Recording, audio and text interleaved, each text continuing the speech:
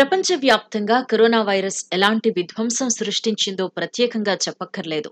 Corona వల్ల లక్షలాది ప్రాణాలు పోయాయి. ఆ సమయంలో కోవిడ్-19 వ్యాక్సిన్లు ప్రజలకు ఆశాదీపంలా కనిపించాయి.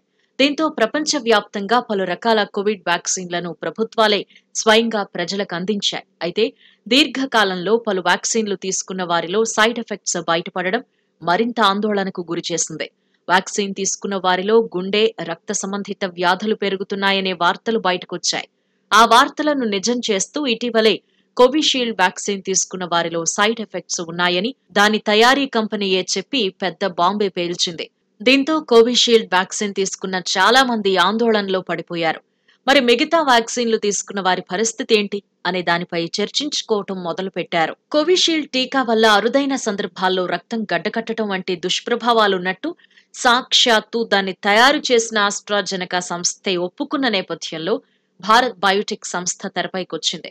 తాము అభివృద్ధి చేసిన కోవాక్సిన్ టీకాకు అద్భుతమైన సేఫ్టీ రికార్డుందని ఒక ప్రకటనలో పేర్కొంది.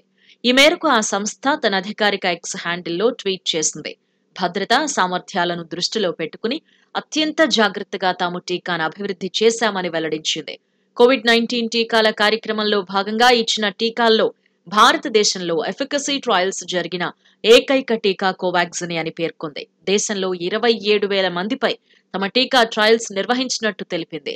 తమ టీకా వల్ల రక్తం గడ్డకట్టడం, పెరికార్డైటిస్, మయోకార్డైటిస్ వంటి దుష్ప్రభావాలు నమోదైన కేసు ఒక్కటి కూడా లేదని స్పష్టం చేసింది. దీంతో కోవాక్సిన్ తీసుకున్న చాలా మంది ఊపిరి పీల్చుకున్నారు. అయితే చాలా మందిలో వ్యాక్సిన్లపై భయం ఇంకా పెరుగుతూనే ఉంది. కరోనా వ్యాక్సిన్ తీసుకున్న తర్వాత తమలో వచ్చిన చాలా మార్పులకు వ్యాక్సిన్లే కారణమనే భావనలో ఉన్నారు. అయితే వాటిని అతిగా పట్టించుకోకుండా మంచి ఆహారం తీసుకుంటూ వ్యాయామంతో కూడిన రోజువారీ జీవన విధానాన్ని అలవాటు చేసుకోవాలని వైద్యులు సూచిస్తున్నారు.